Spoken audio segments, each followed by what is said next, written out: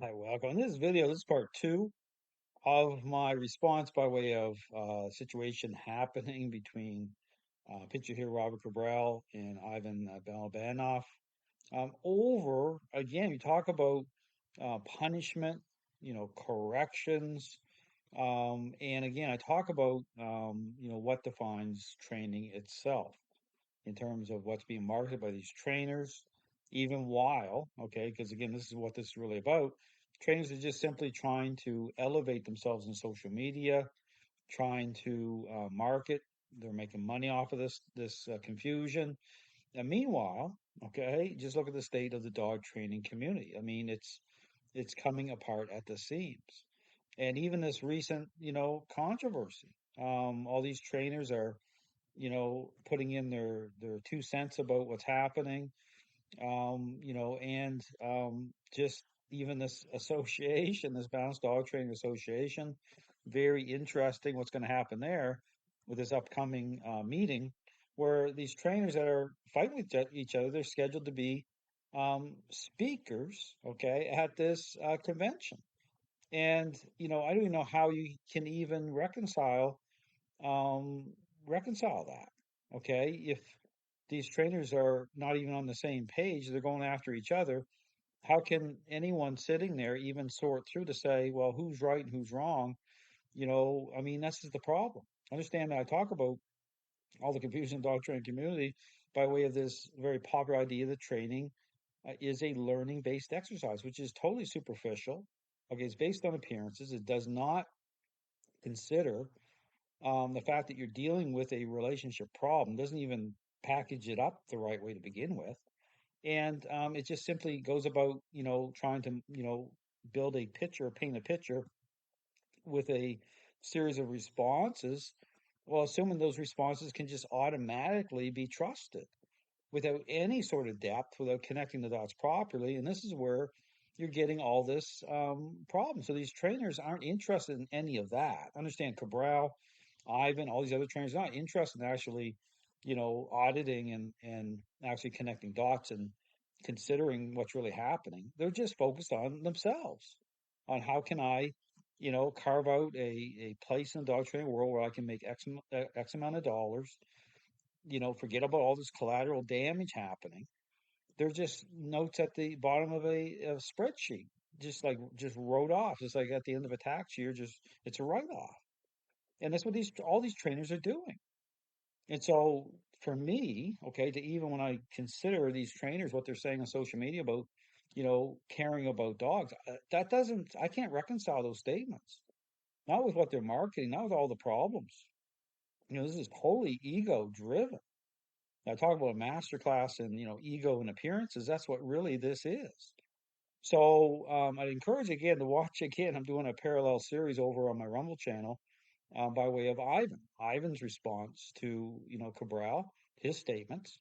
Go watch that series over there. So it's over there for a reason, okay? Because these trainers being all triggered, they say one thing, they do something else. They go on about engagement, but like, trust me, you start to get at the truth here as to what's the real problem. These trainers, they don't want to hear it. Okay, you're going into, you're messing with their, 5-year marketing plan. Basically, is what you're doing. And it's pervasive. Okay, you're looking at the majority of trainers; they engage a relationship problem as a type of a superficial learning-based exercise, totally inherently flawed at its core. Core tenet's flawed. That's it. So here in the last video, we're talking about the at the beginning. Okay, where this is, you talk about guiding, right? Guiding a dog into the correct behavior. This word does not belong. It's like Sesame Street. Like one of these things don't belong. This word, okay, it's brought into this superficial narrative. But once you consider what these trainers are actually doing, engaging this way, you realize you're just dealing with a bunch of superficial responses, typically, where the core ingredients aren't even reconciled, period. And what you end up with is a dog moving around responding, and the relationship isn't actually getting any better. It happens all the time. And people get blindsided. It's just like, I don't understand. Well, I understand. It's not the dog's fault. Okay, that's the bottom line. It's these trainers who are totally hardwired into this. It's like they can't shake loose from it. They can't consider any other anything else.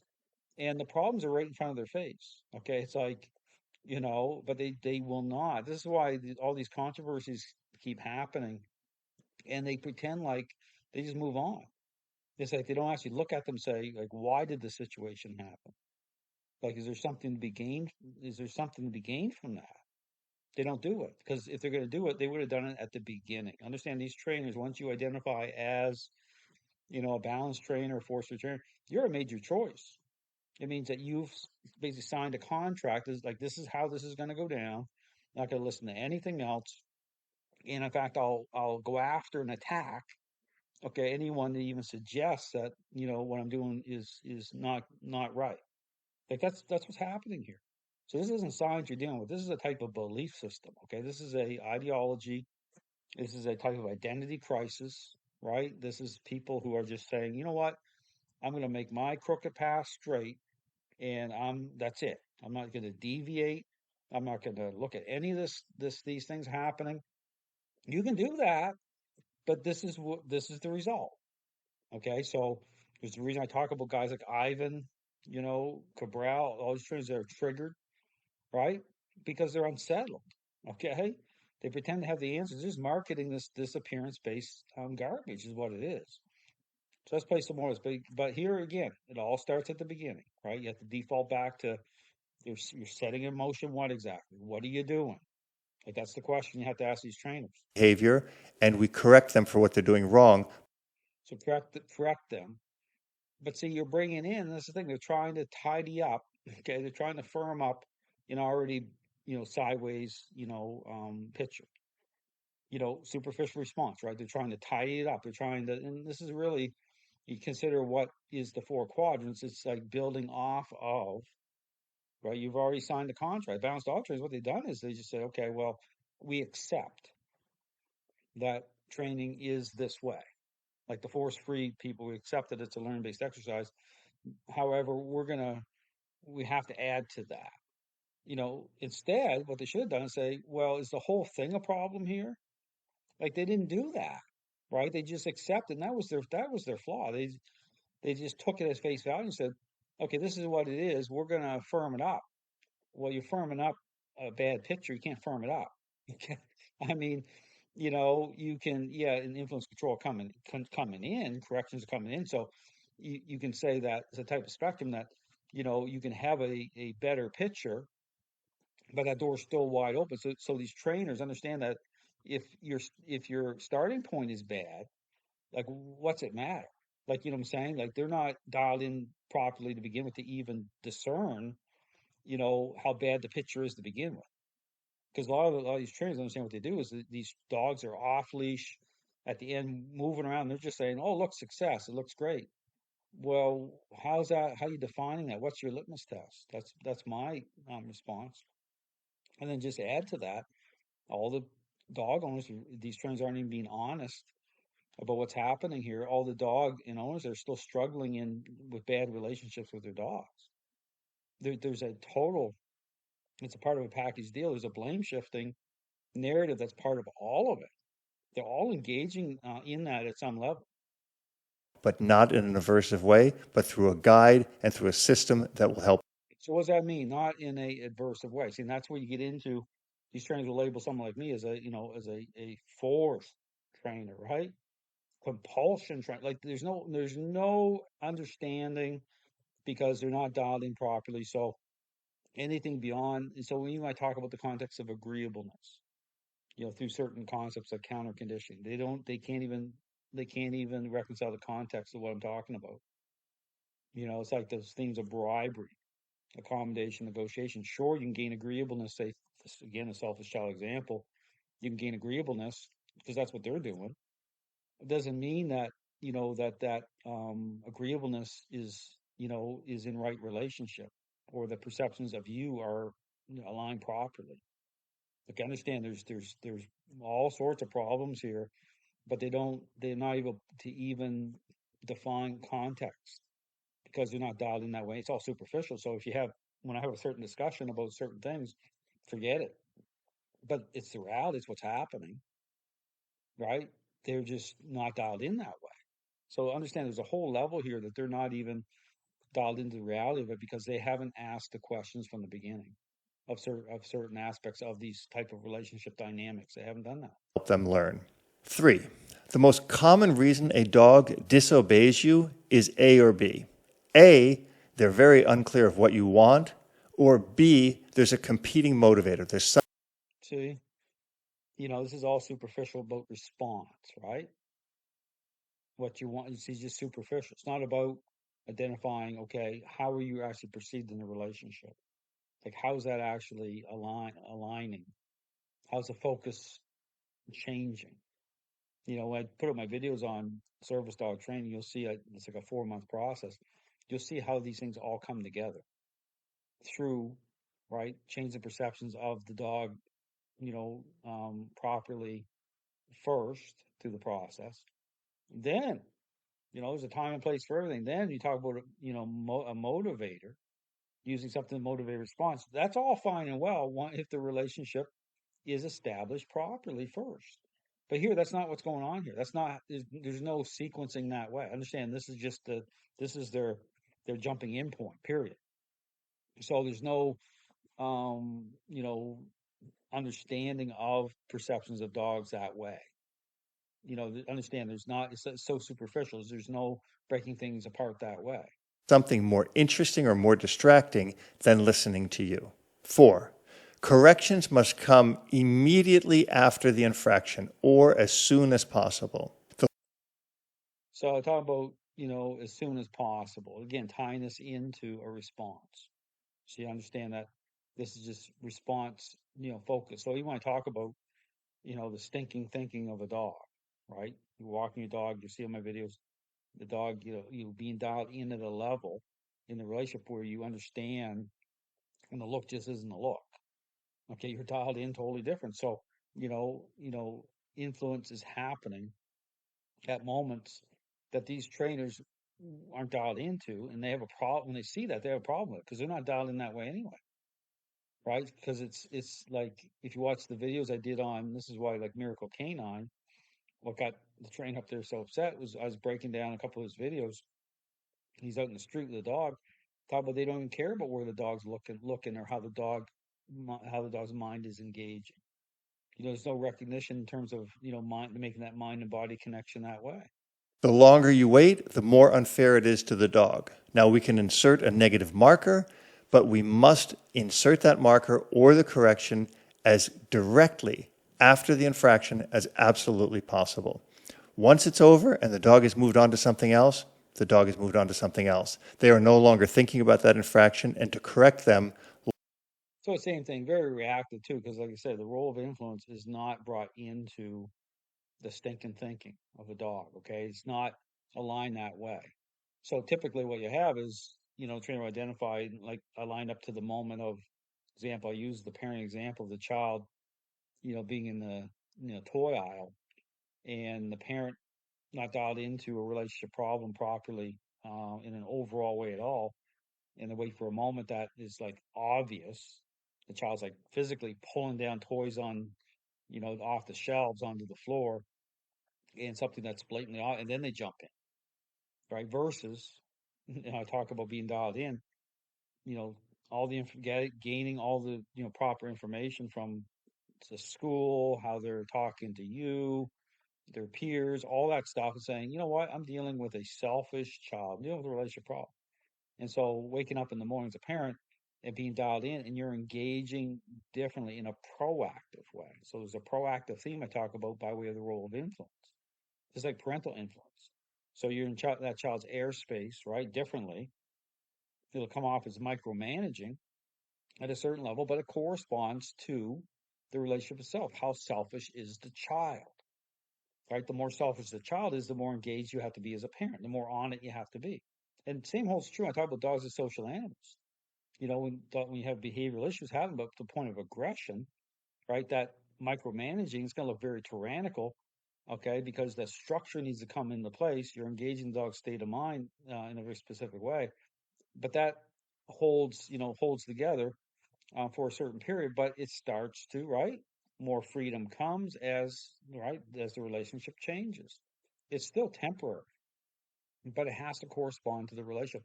There's none of those things happening here. Balance training, it's more of again, they're in a reactive posture. If you go watch the video I did of the Larry Crone seminar, okay, it becomes so clear, of how, reactive, the reactive posture they're in. You see with the dog in that scenario, the control is manifesting, and totally oblivious. And then start to use the remote collar, right, at a certain moment. But now, guess what? You got to find the working level means you got to dial it up because you weren't engaging the dog's thinking when you should have been. And so it's going to be a lot more challenging, and the dog's going to fight through it, and you're going to have all sorts of problems because understand these trainers are not dialed into the relationship properly at all that way. There's no depth. Long after the fact is highly unfair, and it's only there to serve your ego. 5. Ego. The correction intensity must match the infraction that the dog committed, but most importantly, must match the dog. That is the dog's temperament, the dog's drive, the dog's strength, and the dog's size. 6. Corrections must be as impersonal as absolutely possible. Less emotions and less dialogue make for better corrections. 7. The best corrections happen at a distance away from you. We're always looking to preserve what I call the sacred space, the space directly around you. And No, it is personal. Okay, it's not about space. Just like conversation. It's like thinking about parent-child relationship, right? I mean, it is personal, but understand he's right there. It's like don't want to get your emotions in the way where you're going beyond what is intended. Okay, you don't invest your emotions that way. So it's about making it so that the dog is going to make the connection. That's why I say, if the dog's right beside you, because typically we talk about a correction, how it works through the system. It's a form of a nudge. Okay, it's like because you're so proactive. Okay, in terms of the stinking thinking level, it just takes a lot of times to form which the dog is going to be more agreeable with. It's going to make more sense to the dog engaging that way. So you're not waiting for. We talk about even when I talk about correction, when these trainers talk about correction, typically they're delayed, they're in a reactionary posture anyway. So it's going to be more of a jerk or more of a correction as you see kind of crank and yank type of thing. And that's going to be a problem too. That's when you can get redirected on. Okay, it's like you watch a Tom Davis video. Go watch that video. Okay, of his dog redirecting on him. I go through it very clearly about he's not dialed in at all. This dog is fixating, controls manifesting. He's oblivious. Then at a moment of his choosing, just like I talked about balance, then he gives this dog a jerk with the leash, and he decides in a certain moment now we have the dog sit in front, and this dog went off. Well, of course it went off because they're not dialed in. It's so if you just watch that video, it's so blatantly obvious what the problems are. 8. Just as important as the other 7, corrections must stop when the behavior stops. So, problem here again, when the behavior stops, right?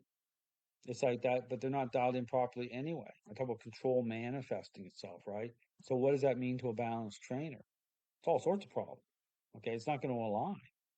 We do not continuously punish dogs after the infraction, and we don't use continual punishment to berate a dog. That is mainly done for human ego, and it certainly Interesting, these words, ego, just keep coming up here. will destroy the relationship between you and your dog. And The relationship can be destroyed between you and your dog again, if the clarity isn't there. Understand the relationship's already going to be destroyed if that dog's holding control in the relationship. It's not going to be the relationship because the relationship isn't going to be fixed. So he used the words like destroy, and these trainers will use that word destroy based on their superficial appearance based idea of things, and it's not even they can't even define what destroy even means because typically these dogs end up getting destroyed anyway because the relationship isn't fixed. So for someone like Cabral to even make certain distinctions or statements about certain things is totally ridiculous. Just understand that. Because all these dogs, based again on his approach, they're holding control. So it's not about just appearances because, like I said, the dog can look happy, tail be wagging, and before the dog bites somebody. All right. So because these dogs are not dialed into the relationship properly, so for them to make any statements about destruction or anything about abuse or anything, typically it's completely sideways. They're not qualified. They're not. They're not qualified to even make certain statements about things. They shouldn't be, but they do it. And that, my friends, is my entire masterclass. 4.5 hours wrapped up in 5. There it is, wrapped up in 5 minutes. Well, I just, watch this video. I just did a bunch of people a tremendous favor here by defining this masterclass in 2 videos. And my encouragement to people is really step back and ask questions here, like what is going on, and just look at these trainers fighting with each other. And that's what they're doing. They're just trying to sell their systems, right? It's based on appearances. It lacks depth. It doesn't connect dots properly. It doesn't reconcile the core ingredients. It doesn't define what training even is properly based on a relationship problem. I go through all of it. I've written books on this stuff. I've gone through all of it. But don't take my word for anything. Look at the problems in the dog training world. That should be your first kind of, default place to go. Okay. You just go through social media and ask yourself the question, why are these trainers all at each other's throats? Even consider going to this conference, sitting there, listening to trainers who are right now on social media fighting with each other, right? And these are the speakers, right? These are the people that you're in. And how could you have your pen and paper out? You're not going to be, they'll be saying different things because they are right now. Like, how do you even frame that up? Because the dog training world is a train wreck. So I encourage you, if you're looking for answers, check out the information I put out. I don't market the same way. You don't see trophies behind me. You don't see me talking the same way these trainers. You don't see expert, even though I'm talking about what training is. Because the dog training world is full of ego. These trainers on social media, they're just trying to prop each other up or prop themselves up. And this is not about dogs the right way. It never was. If it was, they wouldn't be marketing what they're marketing in the first place. Thanks for watching.